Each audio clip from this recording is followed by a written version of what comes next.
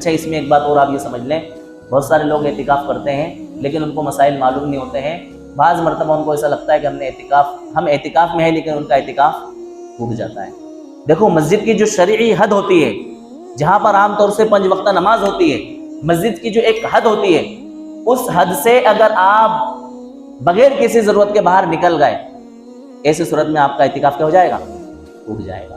جسے فرض کریں ہماری مسجد کا یہ گیٹ، یہ ہماری مسجد کی شرعی حد ہے، وضو خانہ ہماری مسجد کی شرعی حد نہیں ہے، مسجد کا حصہ نہیں ہے، یوں تو ہم اس کو مسجد ہی کہیں گے، مسجد کا حصہ ہی کہیں گے، لیکن وہ عبادت کے لیے مخصوص نہیں ہے۔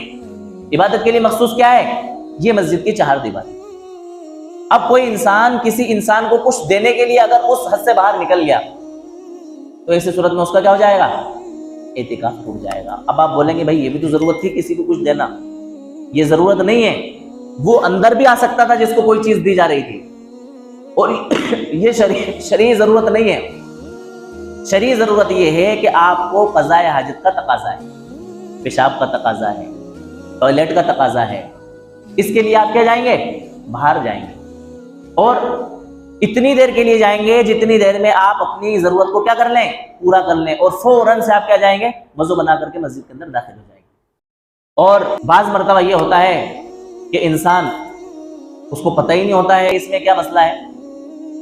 بہت سارے اعتکاف کرنے والے کنفیوژن ہوتے ہیں کہ بھئی ہم نہائیں کہ نہ نہائیں، نہائیں کہ نہ نہائیں اعتکاف کی صورت میں۔ بغیر عذر کے نہانے کی وجہ سے بھی آپ کا اعتکاف ٹوٹ جائے گا۔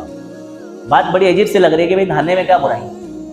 گرمیوں کے دن ہیں، پسینہ بھی آتا ہے، بدبو بھی پیدا ہو جاتی ہے بدن میں، دوسرے لوگوں کو تکلیف پہنچتی ہے، تو ہر انسان کے بدن میں اتنی بدبو پیدا نہیں ہوتی، اور ایسا انسان جس کے بدن میں بدبو پیدا ہوتی ہے اس کو تو اعتکاف کرنا ہی نہیں چاہیے سرے سے ہی۔ اور اگر ہم 10 دن غسل نہیں کریں گے، نہیں نہائیں گے، تو ہمارا کچھ بگڑنے والا بھی نہیں ہے۔